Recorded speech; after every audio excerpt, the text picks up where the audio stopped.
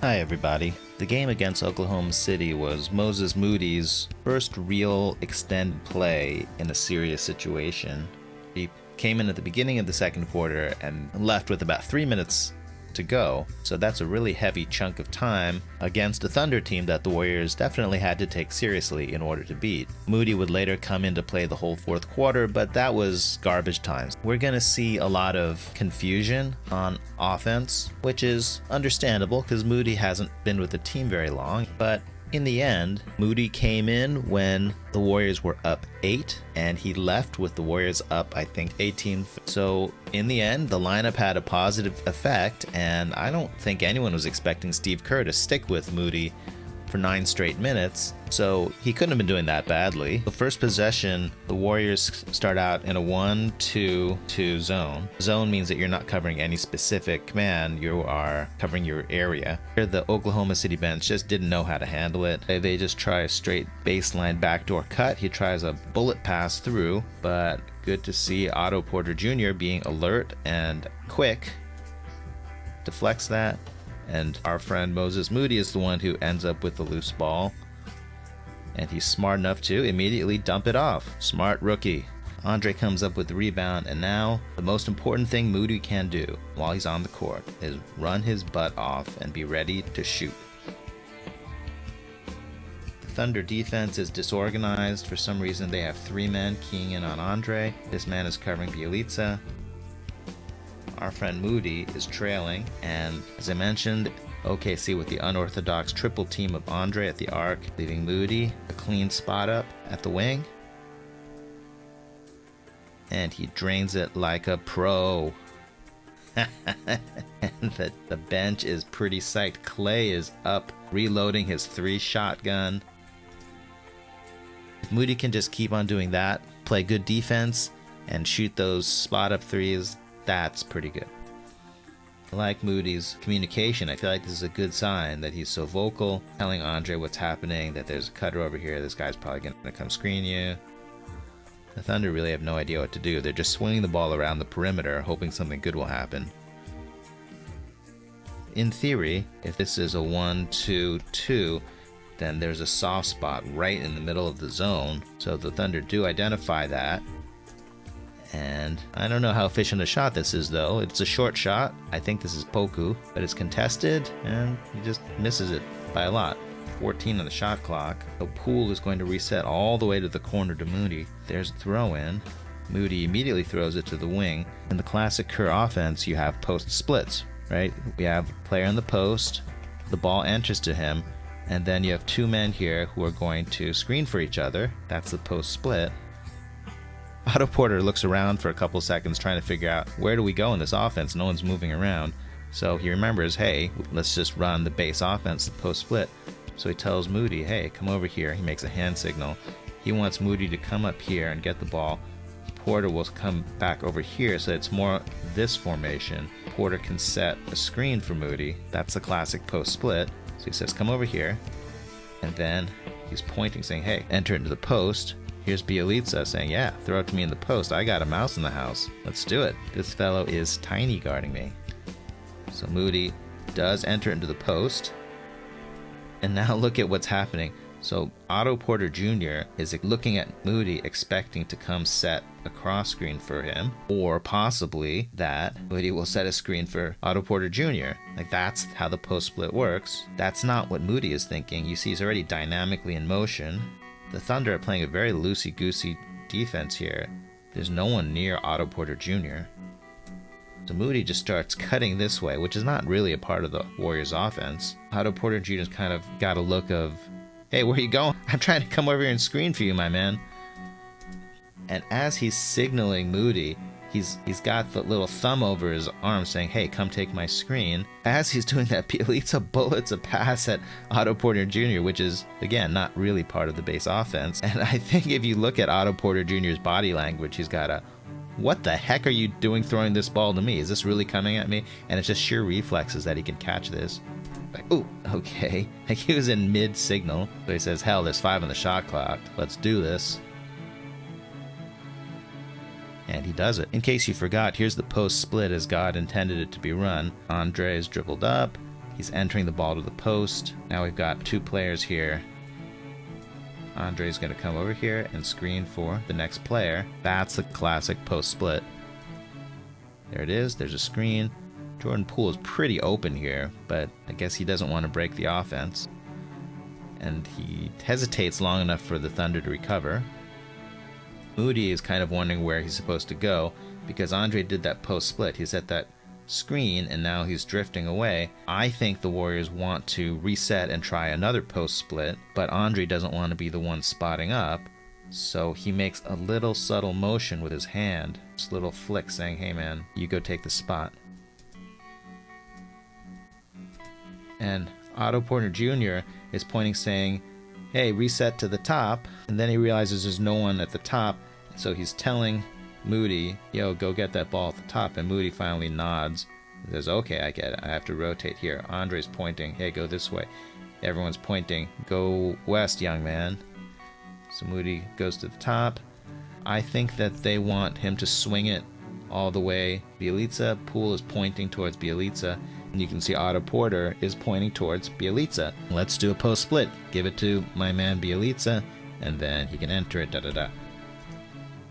Moody drives, though, into the post split, which is not really helpful. He does follow directions, and he does throw it to Bjelica, but he's not really supposed to be anywhere near this three-man game. He needs to be out here making space. I think Jordan Poole is trying to signal also, or I don't know, he's slapping his forehead or something. So Moody's there trying to back out at top speed to get out of the way of this, and so Bjelica says, hey man, it's all going to hell anyway, let me just solo this. He does a pretty good job. He drives and he sees Poole spotted up, he kicks out, and Poole does get a pretty open shot. Pretty reasonable D here. We've got Poku on the arc here. So Porter challenges first, and he steps back to cover this man. Moody steps up to challenge next. Poku's going to attack the closeout, but Moody swivels and stays right on with Poku's drive, and with his active hands, look at this intimidating claw over Poku's head here. It distracts Poku so much that Andre can Poku the ball right out of his hands. Andre's going to have his little swipe here and just knock the ball free. Boink. Okay, the Thunder bench employing their non-traditional triple team Andre defense. Andre just dribbles into the heart of the defense, leaving Moses Moody completely open at the top of the key. The ball swings over. Poole's unselfishly trying to get the rookie going. That's an open shot. Poku is tall, but Moody should be able to make this. Okay, there's so much pointing on this play. I believe it's all because Moody is not where he's supposed to be. Andre is going to be pointing. Poole is going to be pointing. Everyone's yelling. Like, hey man, move, move, move. Lots and lots of pointing. He's like, you should be there, you should be there. Hey man, you should be there. And let's see what the fuss is all about. So they want Moody to be in this corner, and I believe Otto Porter Jr. is in that corner now. Well, it's the new guys. It's a little confusing. This is the horn set that the Warriors have been using. Corners, elbows, top. The base version of it is that Andre gets a screen and the ball comes to him. And at that point, there are different options. But the option Andre wants to do is hand the ball off on the left wing. So there it is. Here comes the handoff. I don't think it's supposed to look like this. All I know is that Poole has somehow managed to wander all the way to half court, and he's being face guarded by this defender, so it's awfully hard to get the ball to him. So the Warriors do a pretty high level improvisation here. Because of this denial, Poole is going to cut backdoor on him, and Otto Porter is going to pass. So they're going to try a blind pig improv here, where the ball is going to go to Bjelica. Poole's going to be cutting behind him, and then he's supposed to just get a little cheeky little pass handoff as Poole runs by. There's the backdoor cut. This defender is doing a good job denying Poole. Poole is coming over here to set a screen for Moody. Moody is a bit slow to react, but he finally recognizes the screen is being set, so he'll come up, and in theory, Bjelica can pass it to Moody, but just like the last few plays, Bjelica has a, oh heck with it, I'm going to make something happen myself. There's 9 on the shot clock, it's Bjelica time, and he just drives and tries to score and gets severely blocked multiple times in a row.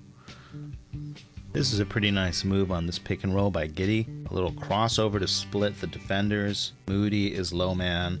On the weak side, it's his job to rotate to stop the drive, which he does with violence. Giddey gets the and one on him. Can't fault the awareness, just use a little too much force. Okay, there's just so much pointing on this play. But here Moody hands it directly to Andre, and I don't know if Andre's trying to tell him to play as they go. I'm going to tell you, it's just frankly a miracle that the Warriors have managed to expand their lead from 8 to 13, despite Moody not really knowing where to be on many of these plays, and Bielitsa saying, hell with it, just going vigilante at the end of the shot clock. Okay, Moody is hanging out here. That's not where he's supposed to be. This is going to end up being a horns type situation. You can see Moody turning to Looney and saying, where am I supposed to be? Pointing on my here. Andre saying, you should be standing over there.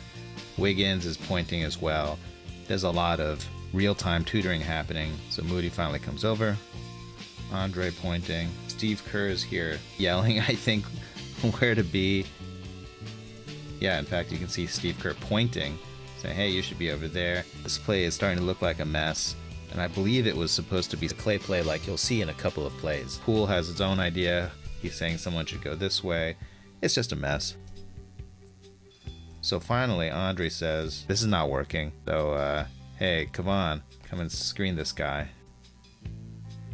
And now Andre's saying, heck with it, there's 7 on the shot clock, I'm just going to hoist as well. Things have got to be pretty serious if Andre is voluntarily taking a shot. But the team's being pretty patient with Moody, I gotta say, even though it's been maybe 4 consecutive plays that he's been in the wrong place. They're going to leave him in. I guess they figure, hey, it's working. Andre hoists.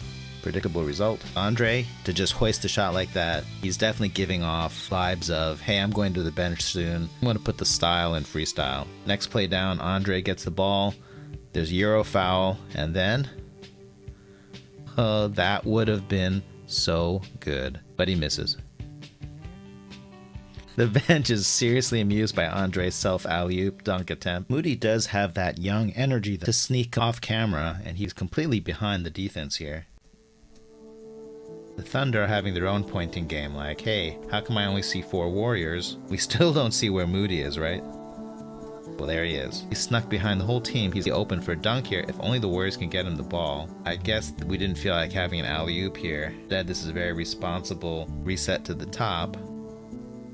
Looney has it. Moody's holding up his hands, doing jumping jacks, saying, hey, I'm right next to the basket. This is where we want the ball to go. And Looney does wind up for a pass, but he can't get it through. I don't know. I think he could have got that through. He sends it over to Andre, I think, for another angle at this. Moody is still open. He's been open for about 5 seconds under the basket. This man finally comes to pick him up, and the moment has passed. The last couple of plays have been wing pick and rolls by the Warriors, which is a lot easier a play for Moody to understand. There's the pick and roll. Moody lifts to make himself available for a pass. Moody's here ready for a pass, but then Andre's going to dribble right at him, and then Moody's going to say, oh, you're kicking me out of this spot. So he evacuates. Now he's running around. He's got energy, but sort of doesn't know what to do. So he's running this way, and he says, oh, here's a man. Maybe I'll just screen him, and maybe someone can cut off my screen.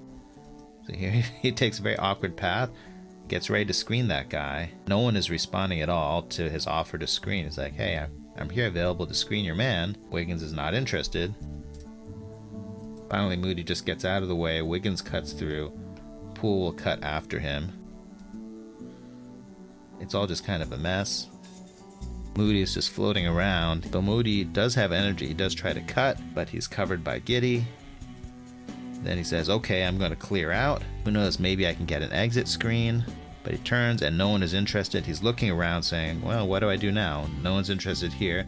I see there's 2 Warriors on this side. That can't possibly be where I'm supposed to go. So he's just going to back out to the corner. And then Poole. Many of these plays, you might have noticed, end up with the shot clock winding down and someone going, heck with it. And here, heck with it counts for 3 points. They actually brought Steph in, and they're seeing Moody with Steph for a couple of minutes. This is a baseline out of bounds play, and this is a familiar action for the Warriors. It's basically a triple split where there's one screener, someone always pops out with the screen, someone always dives. In this case, it's Moses Moody. I don't know why Moses Moody's falling to the floor. He falls to the floor a lot. Anyway, gets back up. This defender is very fascinated by what's happening with Steph. This defender is trailing. They have no chance. It is pretty interesting what's happening up top because you have Looney setting the screen. Steph is open. I think this defender feels like he has to jump out. That leaves Moody free to go straight to the basket. Good find by Draymond. Good finish. There's lots of pointing on this play. Looney's pointing, Draymond's pointing. They're all telling Moody that he's got to go somewhere else. They're setting up the fist play. I know that it's signaled fist, but I just can't stop calling it the clay play, even though he hasn't run it in 2 years. I just can't stop. So this is the clay play. So Moody finally gets the memo, and he realizes, oh, I'm supposed to be setting this down screen. So there's a pin down for someone who comes up and then sets the screen for the top, and then he slips the screen, right? This is the clay play. I've described it 100 times. And then the classic form is that whoever sets the screen, in this case Moody, will come out here and get another screen to be open. But that's not going to happen in this version. This is a variation because you've got Steph Curry. So instead, after Moody sets this down screen, he's going to immediately come over here and set a screen on the baseline for Steph to cut off of, and then it'll flow into a more classic clay play. So it's like a stagger screen version of the fist clay play. So once he gets there, he does better late than never. He does screen. There's the down screen. Runs over. Steph is running off of the screen. Maybe it would have been even better if he was closer to the baseline. Steph gets one screen, two screens. The Thunder play this pretty well. They catch up to him, and the whole play has to reset. The Warriors get a fast counterattack. The ball's going to come to Moody, who will get to run the break. So he looks ahead and sees no one's really open, and so he has the wisdom to just say, I don't know what's happening. I'm going to give the ball to Draymond. Draymond quickly pointed, saying, hey man, that's Steph Curry over there. So he's going to come over here and set a screen for Steph to run off of. There it is. Bam. Not a bad screen. Steph gets the ball. This defender gamely fights through this screen, but Steph selfishly does not stop, and he keeps that very small advantage and just keeps on going around. Now he's collected two people. He's just rolling around the landscape collecting defenders, and it's been kind of a frustrating game for Steph. He's just been double and triple teamed all day. So he does see this opening. He says, I can turn the corner on this guy, and he does. Here are Moody's final two plays. Here on the miss, it's a 50-50 ball where he's got to go up and fight this defender for the rebound, and he comes away with it. Nice job, Moody. And now they're pushing. This is an interesting idea to pass to Looney here. I mean, Looney's not gonna just go one-on-one with this guy. So Looney catches it and he stops, seeing are there any cutters or anybody else I should be aware of. And Moody gives him a hint. He says, hey, the trailer's gonna come from behind. So that's really good communication. And Looney says, oh, look at that. It's Andrew Wiggins, who cannot miss today, literally. And he continues to not miss. So all in all, what can you say? I think that Moody showed some interesting things. He showed a lot of energy. He showed that he could hang in a defensive scheme that kept on changing. It wasn't exactly his personal defense that shut down anybody, but he played competently in a 1-2-2 zone, which then switched to a 2-3 zone, which then switched to man-to-man, back to 1-2-2. So I'd say on defense, the Warriors confused and gummed up the OKC works just by continually changing their defense. On offense, it was a work in progress for sure. Moody was more often than not in the correct place, which gummed up the plays. The Warriors still managed to convert an 8-point lead to an 18-point lead. So, it can't be all that bad. The results were good, but it feels a bit on offense that it was despite Moody. He did have a good 3-point shot in transition and then also the alert basket off the inbounds play. So he definitely made his contributions. You can see that Clay's rehab is progressing because earlier he was only able to flash the OK3s, but now he's progressed to where he can take the OK3s and turn them into the 3 goggles. I think that's an important milestone in the recovery of his Achilles.